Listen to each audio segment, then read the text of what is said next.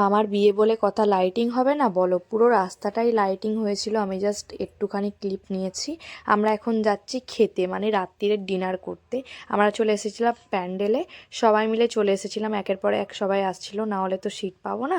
তো এইখানে খালামা, মামা, আমার মামিমা সবাই এসে বসে পড়েছে, আর খাওয়ার এখানে প্লেটও দিয়ে দিয়েছে। তারপরে আমাদেরকে এখানে গরম গরম তরকারি, ভাত সব দিয়ে দিয়েছে, আর খাবারটা প্রচুর টেস্টি। তোমরা যারা জানো যে বিয়ের ক্ষীরপিঠের রাতের দিনকে যে খাবারটা হয় এত পরিমাণে টেস্টি হয়।